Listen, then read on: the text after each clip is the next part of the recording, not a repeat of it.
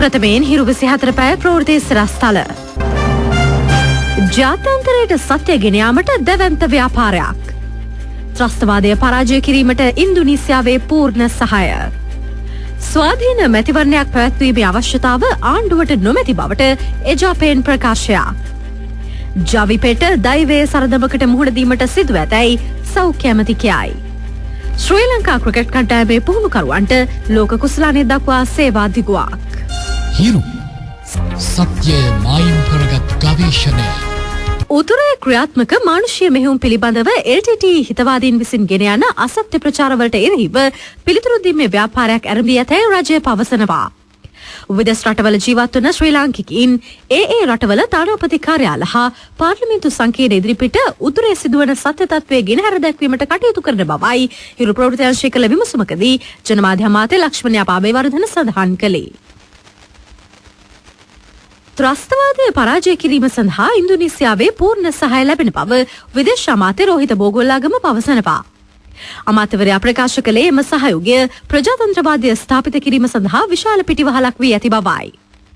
දෙදින නිල සංචාරයක් සඳහා දිවයිනට පැමිණ සිටින ඉන්දුනීසියානු විදේශ අමාත්‍ය හසන් විරජුඩා සමග පැවති සාකච්ඡාවකින් අනතුරුව පැවැත් වූ මාධ්‍ය සාකච්ඡාවකදී විදේශ අමාත්‍යවරයා මෙම අදහස් පළ කළා. අවතන් වූ සිවිල් වැසියන් සඳහා ඉන්දුනීසියානු රජය සහනාධාර ලබා දීම මගින් එම ජනතාව කෙරෙහි ජාත්‍යන්තර අවධානය යොමු වී ඇති බව පැහැදිලි වන බවද අමාත්‍යවරයා හිදී කියා සිටියා. යුදමුක්ත කලාපයේ සිටින සිවිල් වැසියන්ගේ ප්‍රයෝජනය සඳහා අත්‍යවශ්‍ය ද්‍රව්‍ය මෙට්‍රික් ටොන් 1200ක් අද පිටත් කර යවා තිබෙනවා. ජාතික ආරක්ෂා පිළිබඳ මාධ්‍ය මධ්‍යස්ථානය සඳහන් කළේ මෙම අත්‍යවශ්‍ය ද්‍රව්‍ය තොගය නැව් දෙකකින් පිටත් කර හැරි බවයි. හාල් පිටි සීනි පරිප්පු තෙල් කිරි ආහාර සහ බෙහෙත් වර්ගද ඊට ඇතුළත්. මුදානුගත් ප්‍රදේශවල සිට පැමිණි සිවිල් වැසියන් ප්‍රකාශ කර ඇතේ මෙසේ යවන භාණ්ඩ වලින් 95% පමණ පැහැර ගැනීමට LTT උත්සාහ කරන බවයි. මේ වන විට ආරක්ෂක හමුදා මෙහෙයුම් හේතුවෙන් කොටි ත්‍රස්තවාදීන්ගේ පිවිසුම් මාර්ග සියල්ල ඇහැරී ඇති බව බ්‍රිගේඩියර් උදේනානායක ප්‍රකාශ කළා. මේ අතර මුදානුගත් ප්‍රදේශවල සිට පැමිණි සිවිල් වැසියන් 913 දෙනෙකු පුදුකුඩිරිප්පු මුනේ සහ පුල්මුඩේ ප්‍රදේශවලදී ආරක්ෂක හමුදාවට අද භාර වී තිබෙනවා. ජනතා විමුක්ති පෙරමුණ ජනතාව මුලා කිරීම නිසා අද දෛවයේ සරදමකට මුහුණ දී සිටින බව සෞඛ්‍ය හා පෝෂණ අමාත්‍ය ලිමාසිරිපාද සිල්වා පවසනවා. ඔහු මේ බව සඳහන් කළේ කොළඹ පැවති එක්සත් ජනතා නිදහස් සන්ධාන ජන හමුවකදී. වැඩිදුරටත් අදහස් දැක්වූ අමාත්‍යවරයා සඳහන් කළේ සියලුම දේශපාලන පක්ෂ සහ දේශපාලඥයින් ජනතා හදගැස්ම හඳුනාගත යුතු බවයි. මේ අතර ස්වාධීන මැතිවරණයක් පැවැත්වීමේ අවශ්‍යතාව ආණ්ඩුවට නොමැති බව එක්සත් ජාතික පක්ෂය පවසනවා. ස්වාධීන පොලිස් කොමිසම ඇතුළු අනෙකුත් කොමිසම් සභා ක්‍රියාත්මක නොකිරීමෙන් රජය උත්සාහ දරන්නේ නීත්‍යානුකූල නොවන මාර්ගයෙන් මැතිවරණ ජය ගැනීමට බවයි එම පක්ෂයේ මාධ්‍ය ප්‍රකාශක පාර්ලිමේන්තු මන්ත්‍රී ගායන්ත කරුණාතිලක කොළඹ පැවති මාධ්‍ය හමුවකදී සඳහන් කළේ. දෙවන ජාතික සන්ධානය ලෝක ප්‍රජාව මුලා කරමින් වන්නීය සිවිල් වැසියන් පිළිබඳව වැරදි චිත්‍රයක් මවා පෑමට උත්සාහ කරන බවට රජය චෝදනා කරනවා. යුදමුක්ත කලාපයේ දැනට රැඳී සිටින්නේ 70,000කට අඩු සිවිල් වැසියන් පිරිසක් වුවද දෙමළ සන්ධානය විටින් විට මේ පිළිබඳව විවිධ සංඛ්‍යාලයකින් ඉදිරිපත් කරනු ලැබුණා. 3 ලක්ෂයක් පමණ සිවිල් වැසියන් එහි රැඳී සිටින බවට දෙමළ සන්ධානය කරන ප්‍රකාශ මුළුමනින්ම සාවද්‍ය බවයි ජනාධිපති ලේකම් කාර්යාලය පවසන්නේ. අද මධ්‍යම රාත්‍රියේ සිට පෞද්ගලික බස් වර්ජනයක් ක්‍රියාත්මක වන බවට අසත්‍ය ප්‍රචාර පැතිර යමින් පවතින බව සමස්ත ලංකා පෞද්ගලික බස් රථ සේවකීන්ගේ සංගමය පවසනවා. එහි ප්‍රධාන ලේකම් උපුල් ප්‍රේමසිරි හිරු ප්‍රවෘත්ති අංශයට සඳහන් කළේ එවැනි වර්ජනයක් ක්‍රියාත්මක නොවන බව තමන් අවධාරණය කරන බවයි. ඒ බව සියලු බස් රථ සේවකීන් වෙත දැනුම් දෙන බවද ලේකම්වරයා කියා සිටියා. බස්නාහිර පළාත් සභා මැතිවරණයේ ඉදිරිපත් වී සිටින අපේක්ෂකයින්ට කඩිනමින් తాවකාලික හැඳුනුම්පත් ලබා ගැනීම සඳහා ඉල්ලුම් කරන ලෙස මැතිවරණ මහලේකම් කාර්යාලය පවසනවා. එහි ජ්‍යෙෂ්ඨ ප්‍රකාශකයෙකු සඳහන් කළේ දේශපාලන පක්ෂ ලේකම්වරුන් සහ මැතිවරණ කොමසාරිස්වරයා අතර පවත්වන ලද සාකච්ඡාවකට අනුව මෙම తాවකාලික හැඳුනුම්පත් ලබා දීමට කටයුතු කරන බවයි. ඒ අනුව පිළිගත් දේශපාලන පක්ෂ අපේක්ෂකයෙකු එම පක්ෂයේ ලේකම්වරයාගේ අත්සනින් යුතුව తాවකාලික හැඳුනුම්පත් සඳහා ඉල්ලුම් කළ යුතුයි. පුද්ගලයෙකුගේ වයස් සීමාව නොතකා උසස් අධ්‍යාපනය හැදෑරීම සඳහා අවස්ථාව ලබා දිය යුතු බව උසස් අධ්‍යාපන අමාත්‍ය මහාචාර්ය විශ්වවර්ණපාල පවසනවා. අමාත්‍යවරයා කියා සිටියේ සම්බන්ධයෙන් සාක්කලාපී උසස් අධ්‍යාපන අමාත්‍යවරුන්ගේ සමුළුවේදීද සාකච්ඡාවට ලක් කරනු බවයි.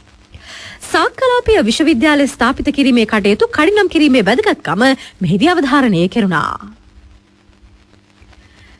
මේ වසරේදී ඩෙංගු රෝගය වැළඳුණු රෝගීන් 27 දෙනෙකු මිය ගොස් ඇති බව සෞඛ්‍ය අමාත්‍යාංශය පවසනවා. එහි මහජන සෞඛ්‍ය පිළිබඳ නියෝජ්‍ය අධ්‍යක්ෂ ජෙනරාල් වෛද්‍ය පාලිත මහිපාල සඳහන් කළේ පසුගිය වසරේ මුල් මාස 3 සහ සැසඳීමේදී මේ වසරේ මුල් කාලෙහි වාර්තා වූ ඩෙංගු රෝගීන් සංඛ්‍යාව ඉහළ ගොස් ඇති බවයි. ඉදිරියේදී ආරම්භ වීමට නියමිත නිරත දිග මෝසම් වර්ෂාවත් සමග මැයි සහ ජුනි මාසවල ඩෙංගු රෝගීන්ගේ ප්‍රමාණය ඉහළ යා හැකි බවයි ඔහු පවසන්නේ. සීගිරිය පර්වතයේ ඉහළට යාමට උත්සාහ කළ සංචාරකයන් පිරිසකට අද යලිත් වරක් බඹර ප්‍රහාරයක් එල්ල වී තිබෙනවා. මීට පෙර අවස්ථාවන් දෙකකදී සංචාරකයන්ට මෙලෙස බඹර ප්‍රහාර එල්ල වූ අතර එම නිසා සීගිරිය නැරඹීම සංචාරකයන්ට සීමා කර තිබුණා. ඉන් එක් අයෙකු රෝහල්ගත කර තිබෙනවා. පුරාවිද්‍යා දෙපාර්තමේන්තුව හා මධ්‍යම සංස්කෘතික අරමුදල විසින් සංචාරකයන්ට සීගිරිය නැරඹීමට අවස්ථාව ලබා දුන්නේ චිත්‍ර ගුහාව දක්වා පමණයි. නමුත් අද පැමිණි විදේශික සංචාරකින් පිරිසක් අනවසරයෙන් සීගිරි පර්වතය තරණය කිරීමට උත්සාහ කළ අවස්ථාවේදී මෙම බඹර ප්‍රහාරය එල්ල වී ඇතැයි සඳහන්. ශ්‍රී ලංකාවේ වත්මන් තත්ත්වය පිළිබඳ සාකච්ඡා කිරීමට ඇමරිකාවේ ශ්‍රී ලංකා තානාපති ජාලිය වික්‍රමසූරිය පසුගිය සතියේ ඇමරිකානු සෙනෙට් මන්ත්‍රී රිචඩ් ලුගා මුණ ගැසුණා. මෙම හමුවේදී ශ්‍රී ලංකාවේ මුදාගත් ප්‍රදේශවල සංවර්ධන කටයුතු සම්බන්ධයෙන්ද අවධානය යොමු කර ඇතැයි සඳහන්.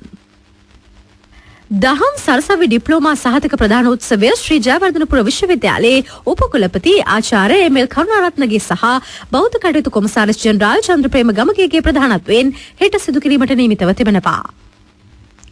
හෝමාගම දියගම ප්‍රදේශයේ ඉදිකරන මහින්ද රාජපක්ෂ ජාත්‍යන්තර ක්‍රීඩාංගණයේ ඉදිකිරීම් කටයුතු සොයා බැලීම සඳහා ජනාධිපතිවරයා හදිසි සංචාරයක නිරත වුණා. ගාල්ල පොද්දල ගොඩපුර ප්‍රදේශයේ වයස අවුරුදු 19ක තරුණියක් සහ වයස අවුරුදු 34ක් වන පිරිමි අයෙකු අකුණු සැර වැදීම හේතුවෙන් අද පස්වරුවේ ගාල්ල කරාපිටිය රෝහලට ඇතුළත් කළා. සස් දිගින් සස් මොහොතින් හිරු වෙනස්තුවක්.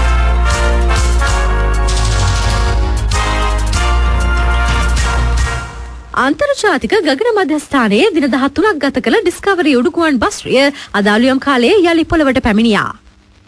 ෆ්ලොරිඩාවේ කෙනඩි ගගන මධ්‍යස්ථානයේ වෙත ඩිස්කවරි යානය ඊයේ ළඟා වූයේ අයහපත් කාලගුණය නිසා නැවත ගමන කල් දැමීමෙන් අනතුරුවයි. ඩිස්කවරි මගින් මෙවර උඩුගුවනට ගිය ගගනගාමීන් 7 දෙනා අන්තර්ජාතික ගගන මධ්‍යස්ථානයේ අවසන් සූර්ය බල ශක්තිය තටු සවි කරනු ලැබුවා. උඩුගුවන් බස්රිය ගගන මධ්‍යස්ථානයේ සමග සම්බන්ධ වූයේ පසුගිය මාර්තු 15 වෙනිදායි. මධ්‍යස්ථානයේ මාස 4ක කාලයක් ගත කළ සැන්ඩ්‍රා මැග්නස් ගගනගාමිනියද ඩිස්කවරි මගින් පොළවට පැමිණියා. මේ අතර කෝටිපති ඇමරිකානු අභ්‍යවකාශ සංචාරකයෙකු රැගත් රුසියානු ගගනයානයක්ද ජාත්‍යන්තර ගගන මධ්‍යස්ථානය සමග සම්බන්ධ වී තිබෙනවා. පරිගණක මෘදුකාංග නිර්මාණකරුවෙකු වන චාල්ස් සිමෝනි අභ්‍යවකාශ සංචාරකයෙකු ලෙස උඩුගුවනට යන්නේ දෙවන වතාවටයි. ඔහු සමග රුසියානු සහ ඇමරිකානු ගගනගාමීන් පිරිසක්ද ජාත්‍යන්තර මධ්‍යස්ථානය වෙත ගොස් සිටිනවා. ආර්ථික පුවත් මේ වසරේ ජනවාරි මාසයේදී ආනයන වියදම ඇමරිකානු ඩොලර් $699 දක්වා 40.5කින් පහත වැටී තිබෙනවා. මහා බැංකුව නිවේදනයක් නිකුත් කරමින් සඳහන් කළේ කනිජ තෙල් ආනයනයේ අඩුවීම මෙම පහත වැටීමට 40%කට වඩා වැඩි දායකත්වයක් සපයන බවයි. පසුගිය වසරේ ජනවාරි මාසයේදී ඩොලර් 92.71ක් පැවති බොරතෙල් බැරලයක ආනයනික මිල මේ වසරේ ජනවාරි මාසයේ වන විට ඩොලර් 41.71 දක්වා පහත වැටී තිබෙනවා. දෙස්විදෙස් කෙලිබිමේ ප්‍රවෘත්ති වාර්තාකරණය හිරු ක්‍රීඩා ප්‍රවෘත්ති. ශ්‍රී ලංකා ක්‍රිකට් කණ්ඩායමේ පුහුණුකරුවන්ගේ සේවා කාලය වසර 2011 දී පැවැත්වෙන ලෝක කුසලානය දක්වා දීර්ඝ කිරීමට බලාපොරොත්තු වන බව ශ්‍රී ලංකා ක්‍රිකට් ආයතනය පවසනවා.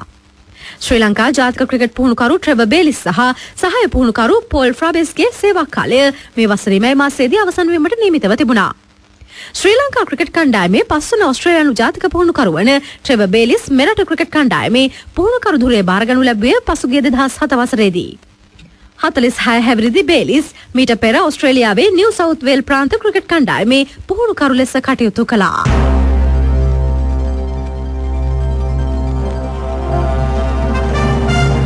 යලිහිරු 24 පැය සිරස්තල ජාත්‍යන්තරයට සත්‍ය ගෙන යාමට දැවැන්ත ව්‍යාපාරයක්. ත්‍රස්තවාදය පරාජය කිරීමට ඉන්දුනීසියාවේ පූර්ණ සහාය. ස්වාධීන මැතිවරණයක් පැවැත්වීමේ අවශ්‍යතාව ආණ්ඩුවට නොමැති බවට එජාපයෙන් ප්‍රකාශයක්. ජවිපෙට දෛවයේ සරදමකට මුහුණ දීමට සිදුව ඇතැයි සෞඛ්‍ය ඇමති කියයි. ශ්‍රී ලංකා ක්‍රිකට් කණ්ඩායමේ පුහුණුකරුවන්ට ලෝක කුසලානය දක්වා සේවා දිගුවක්. හිරු 24 පැය ප්‍රවෘත්ති පමණයි. සංස්කරණය ශානුක කරුණාරත්න.